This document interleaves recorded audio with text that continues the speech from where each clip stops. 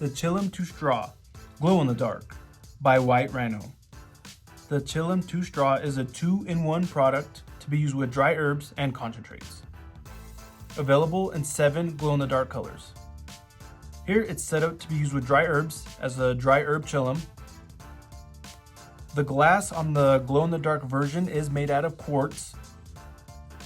Right here it has the gray logo indicating it is quartz.